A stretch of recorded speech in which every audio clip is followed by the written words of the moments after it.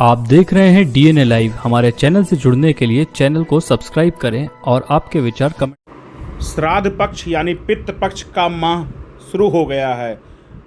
अपने पितरों को लेकर लोग जल अर्पित कर रहे हैं। अयोध्या भगवान श्री राम की पावन नगरी, यहाँ पे भी पितृपक्ष का जल लोग देते हैं माँ सरयू के पावन तट पर।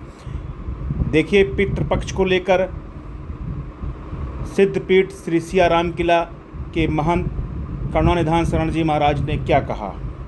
सनातन धर्म में 3 पिंड का महत्व दिया गया है, 3 जगह का पितरों के लिए। सर्वप्रथम जो सक्षम नहीं हैं वो तो घर में ही पिंड देते हैं और जल देते हैं। तिल जौ से जल दे करके पिंड दान करके किसी नदी के किनारे जा कर के अपने पितरों को याद करते हैं, ब्राह्मणों को भोजन कराते हैं। जो व्यक्ति सक्षम है वो गया पिंड दान करते हैं जा कर के, और वहाँ पर अपने पितरों को याद करके वहाँ पर पिंड देते हैं।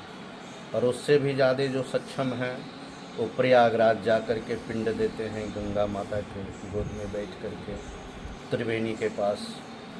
और उससे भी ज़्यादा आर्थिक मजबूती से जो संपन्न हैं वो बद्रिका धाम में जा कर के अपने पितरों को पिंड देते हैं।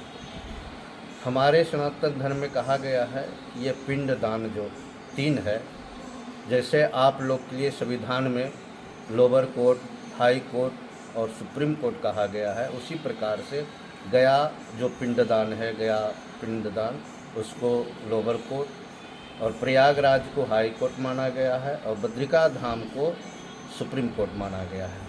जो गया पिंडदान देता है वो घर में फिर नहीं देगा, और जो प्रयागराज देते हैं वो गया नहीं, या गया और प्रयाग दोनों देते हैं। और जो व्यक्ति बद्रिका धाम में पिंड दे दिए एक जगह, तो उनको गया और प्रयागराज देने का पिंड आवश्यकता नहीं होता है।